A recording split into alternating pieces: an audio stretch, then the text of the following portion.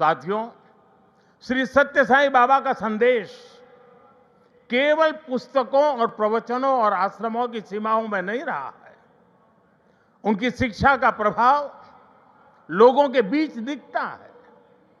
आज भारत के शहरों से लेकर छोटे गांवों तक, स्कूलों से लेकर आदिवासी बस्तियों तक संस्कृति, शिक्षा और चिकित्सा सेवा का एक अद्भुत प्रवाह दिखाई देता है। बाबा के करोड़ों अनुयायी बिना किसी स्वार्थ के इस काम में लगे हैं। मानव सेवा ही माधव सेवा है। ये बाबा के अनुयायियों का सबसे बड़ा आदर्श है।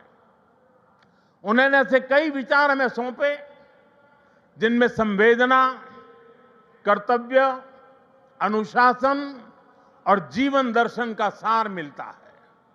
वो कहते थे, help ever, hurt never, less talk, more work. हम सभी के मन में आज भी श्री सत्य साई बाबा के ऐसे जीवन सूत्र गूंजते रहते हैं। साथियों, साई बाबा ने अध्यात्म का उपयोग समाज और जन कल्याण के लिए किया। उन्होंने इसे निष्काम सेवा, चरित्र निर्माण और मूल्य आधारित शिक्षा से जोड़ा। उन्होंने किसी मत या सिद्धांत पर अपनी शक्ति नहीं लगाई। उन्होंने गरीबों की सहायता की और उनके दुखों को दूर करने के लिए कार्य किया। मुझे याद है, गुजरात के भूकंप के बाद पीड़ितों को राहत पहुंचाने में बाबा का सेवा दल और सारे सेवाव्रती आगे की पंक्ति में आकर के खड़े हो गए थे। उनके अनुयायी पूरी निष्ठा से कई दिनों तक सेवा में जुटे रहे।